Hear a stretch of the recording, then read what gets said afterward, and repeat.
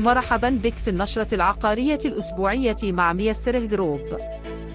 دعونا نستعرض أهم الأخبار والعروض العقارية لهذا الأسبوع.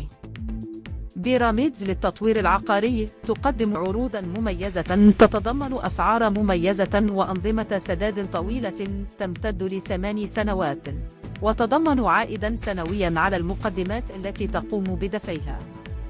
يمكنك أيضا تشغيل وحدتك بعد التسليم من خلال عقد تفويض بالإيجار. نظام الدفع طوبة شركة مدينة مصر للتطوير العقاري تقدم نظام الدفع طوبة الذي يسمح لك بشراء وحدتك العقارية بسعر الطوب الحالي دون أي شيكات أو أقساط ثابتة. سوق العقارات في مصر على الرغم من التحديات الاقتصادية التي مر بها الاقتصاد المصري، إلا أن سوق العقارات يشهد طلبا متزايدا نظرا لارتفاع تكاليف البناء والمواد الإنشائية. هناك العديد من المشاريع العقارية قيد الإنشاء، مما يشير إلى استمرار نمو القطاع العقاري. الاستثمار في مصر. رجل الأعمال الإماراتي محمد العبار يشجع على الاستثمار في مصر، ويرى أن الوقت الحالي هو الأفضل للقيام بذلك.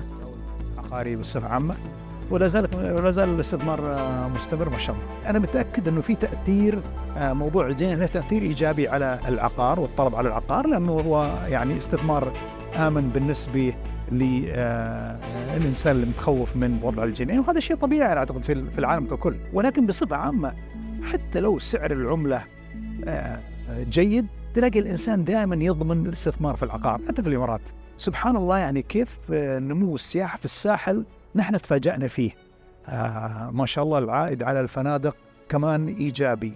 لكن بالنسبة لنا احنا يعني الاستثمار في القطاع الفنادق له تأثير مهم على العقار اللي موجود حوالي الفنادق. بعدين طبعا نحن للمتابعة كل جديد عن أخبار العقارات والاستثمار، تابعنا على صفحة الفيسبوك.